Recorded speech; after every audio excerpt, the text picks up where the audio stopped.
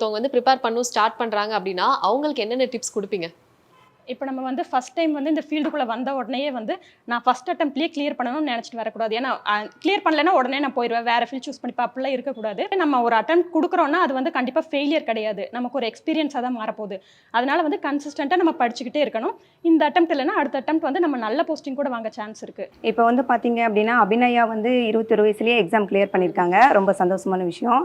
அதே மாதிரி பார்த்தீங்க அப்படின்னா நான் எக்ஸாம் கிளியர் பண்ணியிருக்கேன், எனக்கு வயசு பார்த்தீங்க அப்படின்னா 38. இதுலேருந்து நான் என்ன சொல்ல வரேன்னா, நம்மளுக்கு காம்படிட்டிவ் எக்ஸாம் கிளியர் பண்ணுறதுக்கு வயசு நம்ம ஒரு தடையாகவே எடுத்துக்கக்கூடாது.